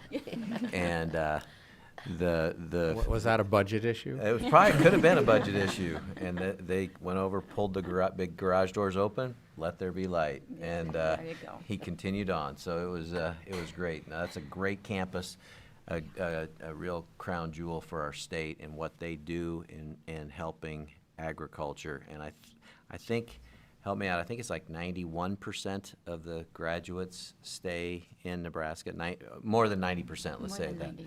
Yeah, so that helps out our state and does, we're not having any brain drain with them. So I'll support this budget. Anyone else? I would just add too, they have a nice little campus. If you haven't been there, you need to go visit. But I think they do very well at, they don't do big flashy things. Is that okay if I say that? They're not so much, I guess, and I'm not saying the rest of you are, but they're not really into the show thing. They're into just helping the students out there really get the skills they need to be able to stay out there and man the ranches and the farms, et cetera. And I've been there several times, and I just always enjoy seeing what they do. And I think they're very modest about what they try to do it with, and I appreciate that. Anyone else? Roll call. Regent Schneider? Yes. Regent Oltmans? Yes. Regent Rye? Yes. Regent Makovica? Regent Schaefer? Yes. Regent Shear? Yes. Regent Stark? Yes. Regent White? Yes. Regent Wilmot? Yes. Regent Clare? Yes. Regent Kenny? Yes. Motion passes. Thank you. We will now move on to item 10B7 that seeks your approval and authorization, excuse me, for the execution of a University of Nebraska master agreement between the Board of Regents of the University of Nebraska on behalf of the University of Nebraska Lincoln and ABM industry groups for custodial services at UNL athletic facilities.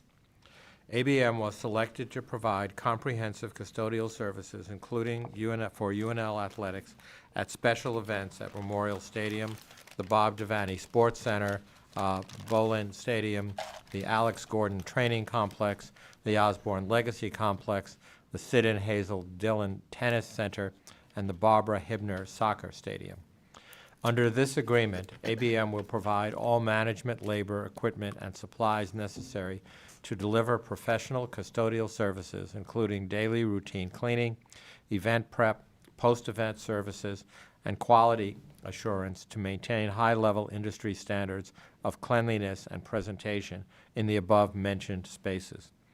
The initial term of this agreement is 5 years, beginning upon execution of the agreement and ending June 30th, 2031, with the possibility of one additional optional 5-year renewal term.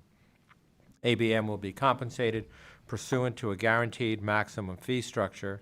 Annual fees for year one will total approximately $4,205,675.70, escalating to $4,920,045.72 in year 5 for a 5-year guaranteed maximum. This item was extensively reviewed and recommended by the Academic Affairs and Business and Finance Committees, and I present it to you for your consideration. Thank you. Is there a motion to approve 10B7? So moved. Second? Second. Any discussion? Seeing none, roll, please. Regent Oltmans, Yes. Regent Rye, Yes. Regent Schneider, Yes. Regent Schaefer, Yes. Regent Shear, Yes. Regent Stark, Yes. Regent Whites, Yes. Regent Wilmot, Yes. Regent Clare, Yes. Regent Kenny, Yes. Regent Makovica. Yes. Motion passes. Thank you. Item 10B8 seeks your approval of the program statement for the Selleck Student Housing Redevelopment Project, including authorization to utilize the mega project sequencing as referenced in Regents Policy 6.3.6, Capital Planning and Redevelopment, and to authorize the design, contractor selection, and cost estimation work necessary to bring forward an intermediate design review, an IDR, in June 2027, 1 year from now. This will be the first-year residence hall and dining center to be constructed in multiple phases at the current site of Selleck Quad, marking the beginning of a significant transformation for the campus. The project will replace multiple outdated buildings, most constructed in the 1953-1954 era, including Selleck, Seton, Benton, Fairfield, and Old Health Center. In total, the redevelopment project is expected to include 522,000 gross square feet of new housing, dining facilities, and related student support services in the heart of the UNL campus. The redevelopment will help to modernize the housing across campus and improve the experience of students in residence halls and all users of future dining center and retail spaces. The site's core campus location will enable this facility to serve as a destination for students, staff, and stakeholders to gather, in addition to providing modern accommodations. Additionally, the development will eliminate an estimated $85 million of deferred maintenance backlog over the next 5 years, addressing a critical need for infrastructure upgrades. The construction will be completed in 2 phases to keep required facilities online until the completion of the redeveloped spaces. Phase 1 is set for completion in the fall of 2030, which will include approximately 800 beds and a new dining center. Phase 2 will complete in the fall of 2032, adding approximately 900 beds, completing the transformation of this area into a modern hub for student living and learning. And again, this item was extensively reviewed and recommended by the Business and Finance Committee, and I present it to you today for your consideration. Thank you, Mr. President. Is there a motion to approve 10B8? So moved. What, a second? Second. Any discussion? I had a question. Source of funds is internal bond and reserves. Can somebody give me a figure of how much is reserves and how much is the bonds? So currently, the auxiliary unit has significant reserves. I believe it's close to $40 million that they would put toward this project. The rest of it would be repaid over 35 years based on the rental rates of the units being provided. I think one of the things that I've been thinking about as I was reading this was it will definitely make a difference in our recruiting. And I know students make their decisions around a number of different factors, but housing is one of those critical factors. And families look at the housing and they look at other campuses that have done more improvements to their, more recent improvements to their housing. And I think as we go forward, we're really going to want to continue to attract not only our own students who are required to live the first year on campus, but also out-of-state students who can look at this. And if they come in and see 1952-like housing, it's very different from when they go to another university and see apartment-like living that are being done, designs like that are being done. And we don't compete with that kind of housing at all. And we lose those students that want that kind of housing. And I really, it seems like it's, critical time for us to be investing in the future for students that'll be coming over the next 10 years at least, and to have the kind of housing that they're looking for, and that will keep them in our state, I think is a really important factor to consider. And so even though times are tight and it's very difficult, I think this use of resources that we have that doesn't tax taxpayers more is critical, and especially for recruitment. Thanks. Yeah, I just want to quickly commend the work of Josh Overocker and all of student life at UNL. This is a really exciting project for us. It's something I support completely, and that students will be really excited about. I think it'll change the atmosphere on game days for students, for fans walking on campus, and with the recruitment piece being the biggest thing, I think that students are really going to enjoy this, and it'll be a huge draw for campus, and not to mention that they are doing a very good job of being good stewards of the funds that they have available, and doing this internally and not requiring any extra state funding or whatnot. So, Anyone else? Chancellor, do you have you look like you're ready to make a comment, but. Oh, I'm on. I'll just say good morning, President Gold and members of the board. I'm pleased to provide support for this project. And, our housing and dining remains strong with 97% occupancy and continued financial stability. I couldn't agree more. The stewardship of the funds has been really phenomenal. Our dining program continues to show momentum, and actually there's been double-digit growth in meal plan participation and revenue, with more than 3 million meals served annually. At the same time, we are truly managing an aging portfolio with, when you consider everything, over $165 million of deferred maintenance. We know that living on campus is crucial to student success. It means higher retention rates, it means stronger academic performance, and graduation rates are also increased. And so, over 70 years of service with these particular buildings, the facility condition really starts to impact, well, not starts, it does impact the student experience. And the older buildings really have lower satisfaction levels, and I can't tell you how much I support what this will mean for the university's future and our enrollment and the measures of success that go along with that. So, thank you. I lived in Selleck as a freshman. They didn't have air conditioning. Hopefully they got it now. Yeah, they do. I just wanted to comment on I think Chancellor Ankerson said it very well as it relates to, one, the ongoing deferred maintenance, which is just a cost to the university that we're absorbing for aging facilities that probably should have been replaced previously. Secondly, clearly it is an enrollment opportunity for us to have world-class housing.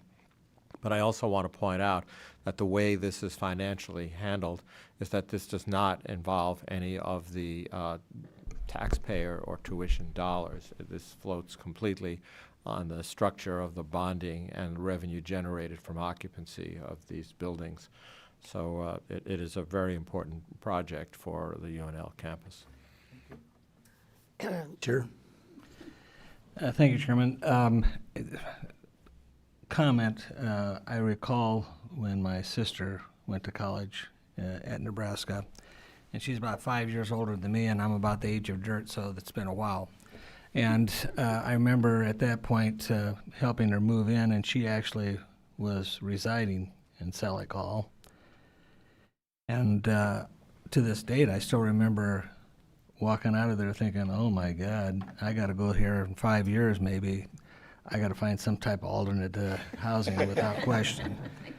So if it was that point back then and it's still around, it's time to change the flat and get a new tire. So, Anyone else? Yes, they did have air conditioning in some of the units. Roll, please. Regent Rye, Yes. Regent Schneider, Yes. Regent Olmans, Yes. Regent Shear, Yes. Regent Stark, Yes. Regent Whites, Yes. Regent Wilmot, Yes. Regent Claire, Yes. Regent Kenny, Yes. Regent McAvica, Yes. Regent Schaefer. Yes. Motion passes.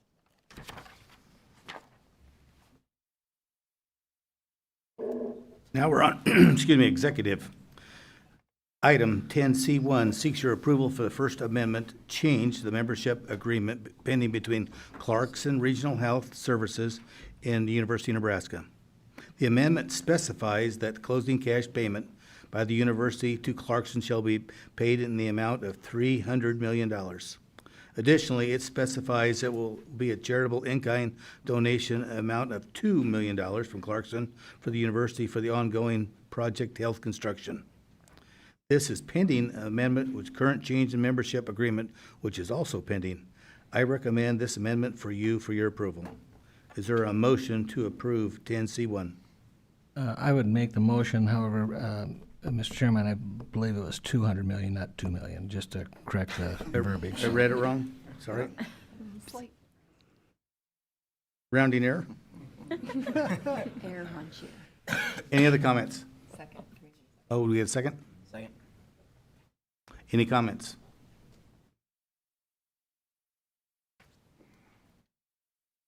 Roll call. Regent Schneider, Yes. Regent Oltmans, Yes. Regent Rye, Yes. Regent Stark, Yes. Regent Whites, Yes. Regent Wilmot, Yes. Regent Claire, Yes. Regent Kenny, Yes. Regent McAvica, Yes. Regent Schaefer, Yes. Regent Shear. Yes. Motion passes. Thank you. Item 10C2 seeks your approval for the donation agreement between Clarkson Regional Health Services and the University of Nebraska. This agreement approves the $200 million in-kind donation made at closing by Clarkson to the university. As part of the donation, the university will recognize and cause Nebraska Medicine to recognize Clarkson's donation by naming one of the hospital towers in the future Project Health as Clarkson Tower, or such other name that parties mutually agree upon.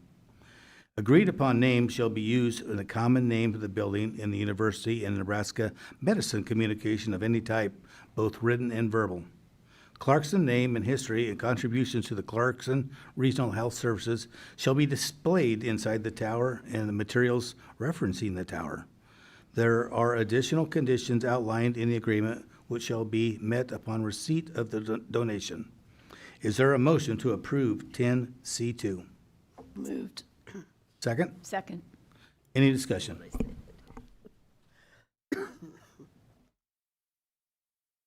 Jim?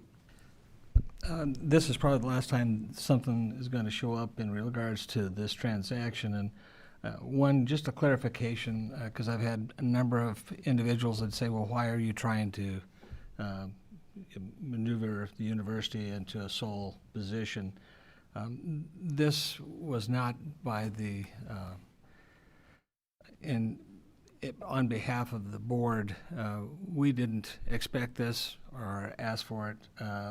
We were contacted by the Clarkson Group that they were changing their direction and their philanthropy and no longer wanted to be a part of the hospital facility, and we're going in a different direction. And for the last 2 years now, we have been working diligently trying to resolve whatever issues has come up during those negotiations. And one, I would like to thank the folks at Clarkson and their negotiating folks.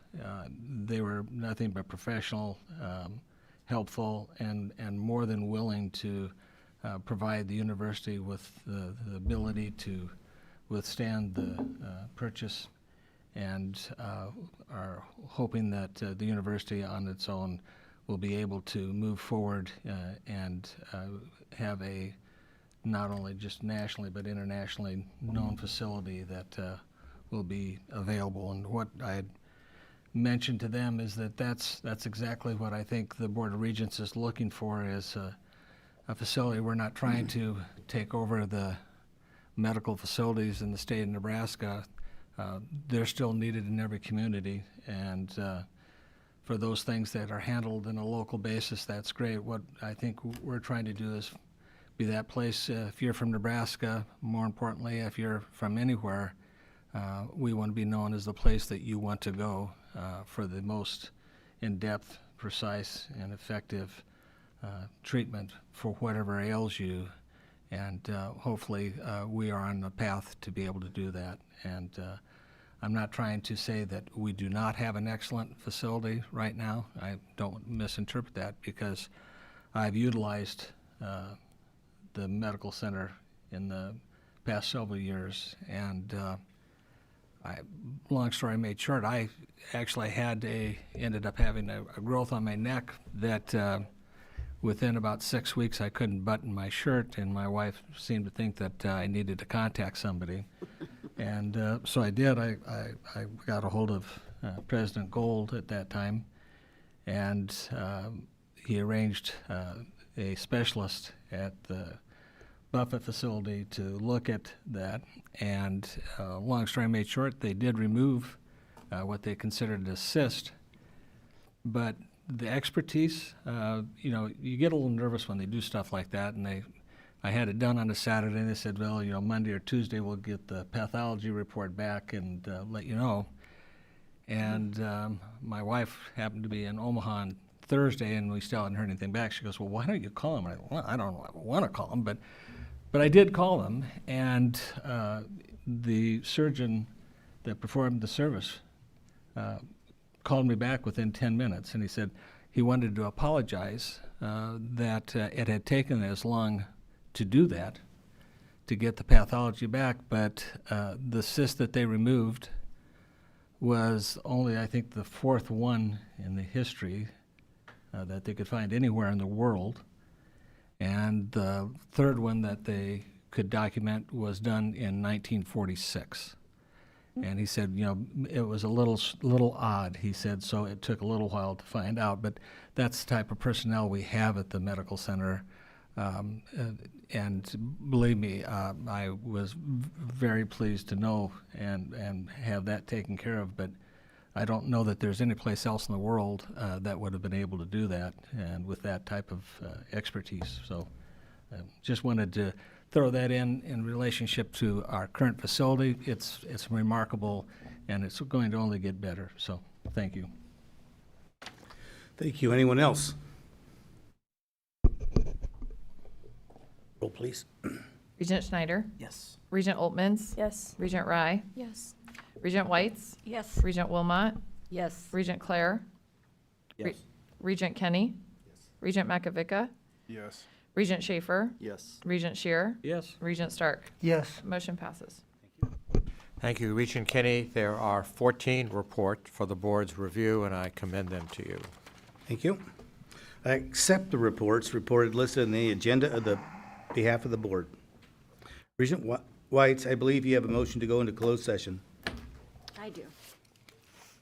I move that the Board of Regents go into closed session as authorized by Section 84-1410 of the revised statutes of Nebraska for the protection of the public interest and to prevent needless injury to the reputation of persons who have not requested a public hearing for the purpose of holding a discussion limited to the following subject: personnel matters involving members of the university staff and strategy sessions with respect to certain real estate purchases.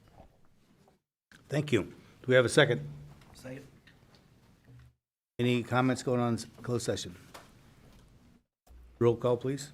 Regent Oltmans? Yes. Regent Rye? Yes. Regent Schneider? Yes. Regent Wilmot? Yes. Regent Claire?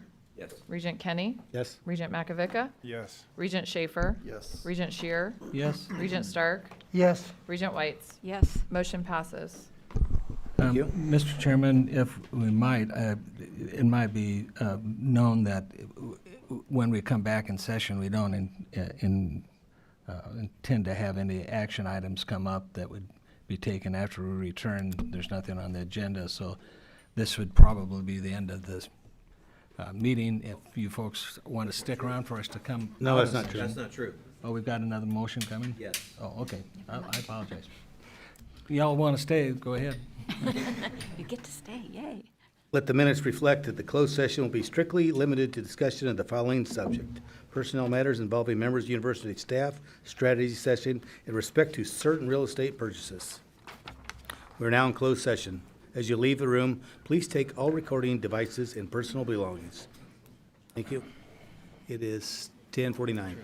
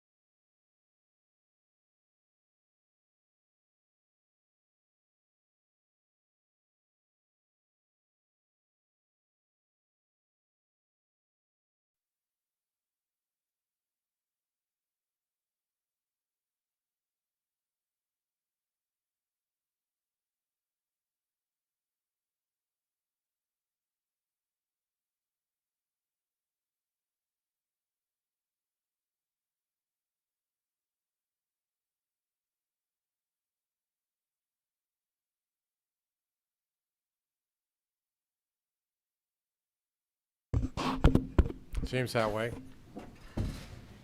It is now 12:20. Declare us back in session. Regent McAvica, do you have something that you would like to add? Thank you, Chair Kenny. I move to add this resolution to the record. Okay.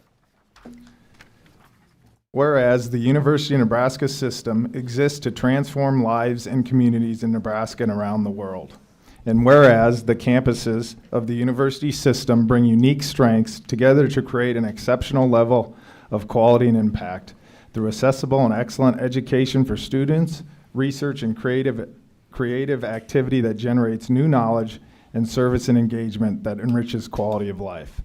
And whereas the University of Nebraska is committed to assist with the projected healthcare workforce needs to increase the educational pipeline of the future health professions workforce to support the increasing demands of communities of rural and urban Nebraska. And whereas the growth of the health professions workforce depends upon long-standing clinical partnerships across the 500-mile campus of UNMC, including the key partnerships with Nebraska Medicine. And whereas upon receiving notice from Clarkson Regional Health Services of the intent to withdraw as a member of Nebraska Medicine, the Board of Regents of the University of Nebraska at the January 15th, 2026 Regents meeting unanimously agreed to CRHS's exit as a member effective on or around June 30th, 2026. And whereas, after public notification of CRHS's intent to withdraw as a member, certain Nebraska philanthropic organizations represented by the Omaha Community Foundation, the Walter Scott Family Foundation, and the University of Nebraska Foundation graciously expressed their interest to the board of their desire to work collaboratively with the university to ensure Nebraska Medicine continues to excel as a world leader of health professions education, research, and in providing extraordinary patient care. And whereas the board and organizations began a series of negotiations on what such a collaboration would entail, including providing contributions in the governance of Nebraska Medicine and the potential for the Omaha Community Foundation being added as an equal member of Nebraska Medicine. And whereas, while those discussions have been productive, no final resolution has been reached regarding the organization's contribution or permanent level of involvement in Nebraska Medicine. And whereas, the board deeply appreciates the organization's generosity and shared commitment to advancing the mission and long-term success of Nebraska Medicine and wishes to affirm its desire to take the next step in the process toward the organization's integrated role with Nebraska Medicine. Now therefore be it resolved that the Board of Regents of the University of Nebraska hereby commits to 1, recognize and admit that Omaha Community Foundation's 2 designated Nebraska Medicine Board appointees, replacing the 2 resigning CRHS appointees for a period from July 1st, 2026 through October 1st, 2026, resulting in a total of 4 Nebraska Medicine directors during such interim period.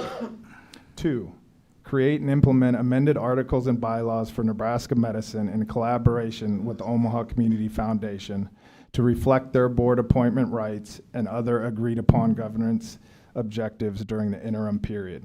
And 3, work diligently with the Omaha Community Foundation and the Nebraska Medicine Board toward the stated goal of admitting the Omaha Community Foundation's qualified charitable designee as an equal member in Nebraska Medicine. In doing so, the board therefore asks Dr. Jeffrey Gold, University of Nebraska System President, to carry out the foregoing resolutions on behalf of the board. Did you read that one more time? Do we have a second? I second Pretty that. funny. Come on. It's a It bill was of pretty law. funny. Come on. I second. Barb made a second. Any discussions on this resolution?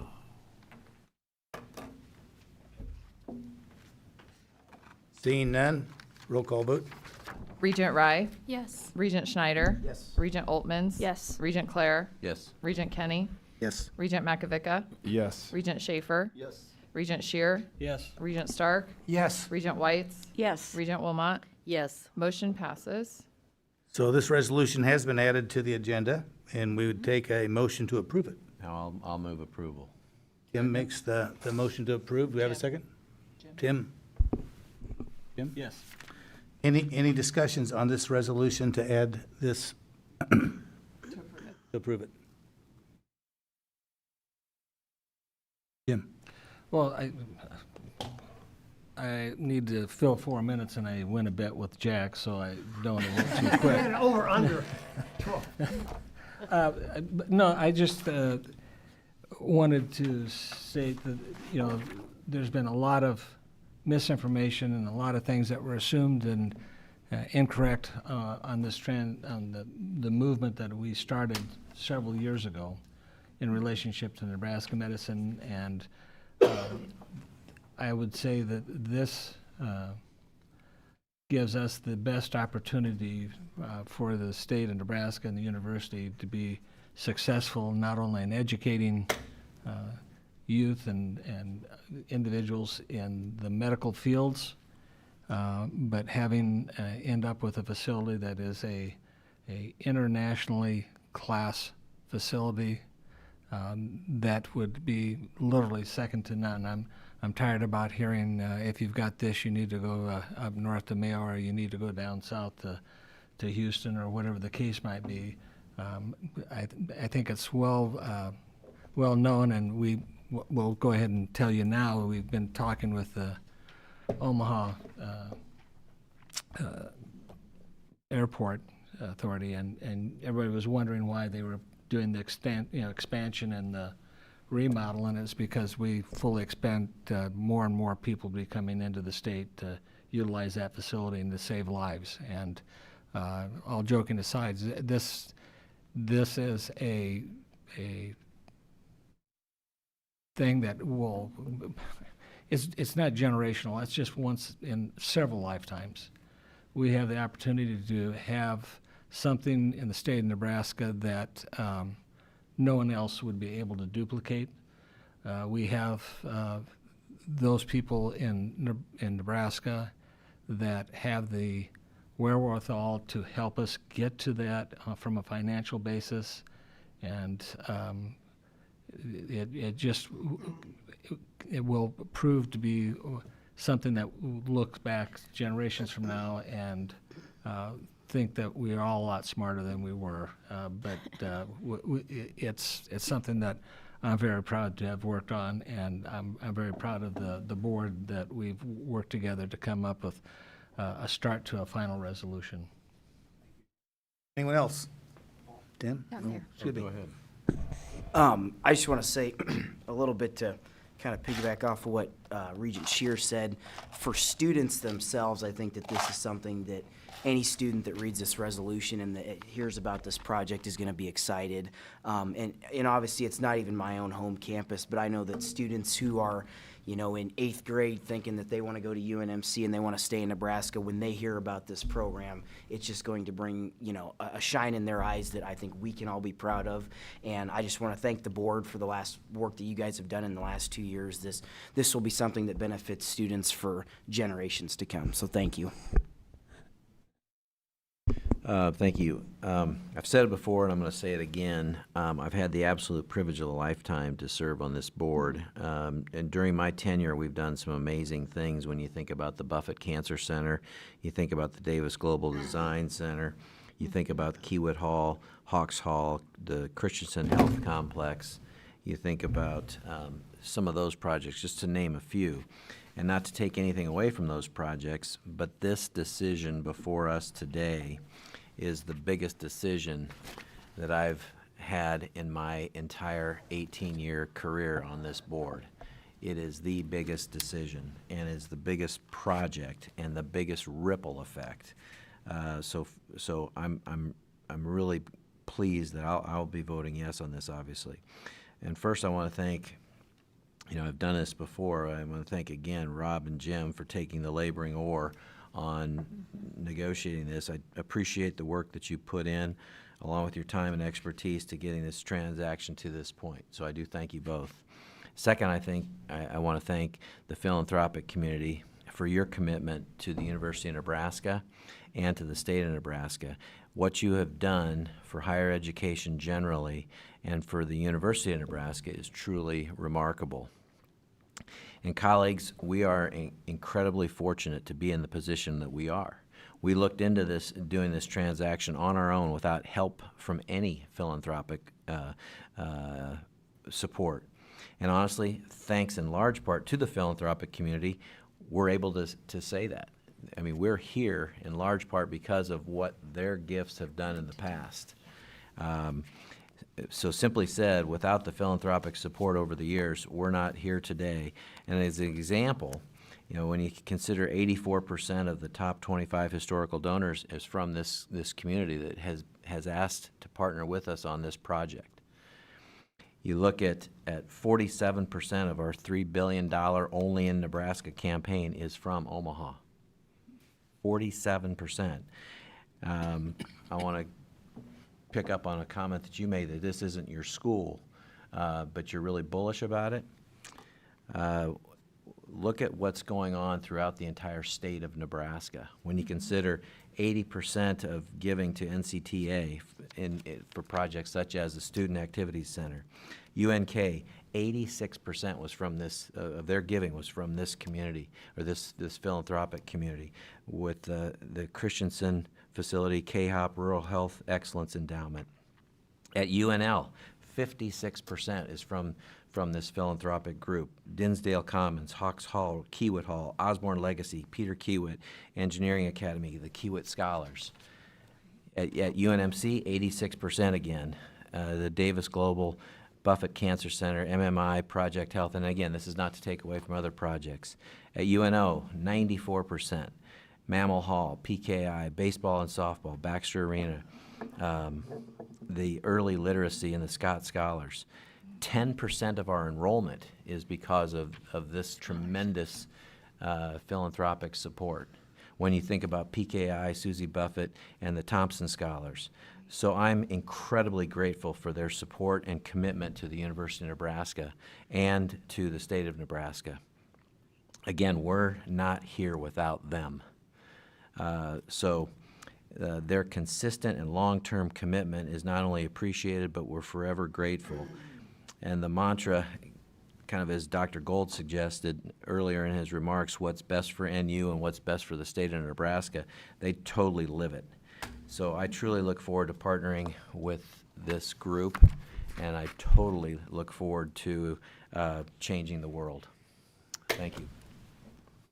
Tim, anyone else? Deli. Well, first of all, I want to thank all of you for voting me as the next chancellor. I want to thank President Gold for his trust. And I also want to commend you and thank you for this resolution because, as has been said, the philanthropic community have been partnering with UNMC Nebraska Medicine for years.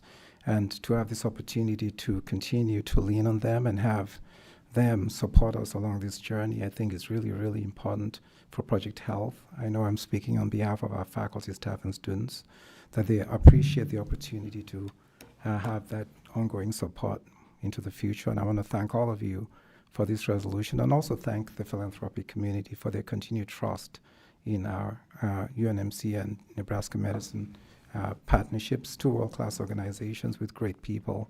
So thank you. Anyone else? Roll call vote, please.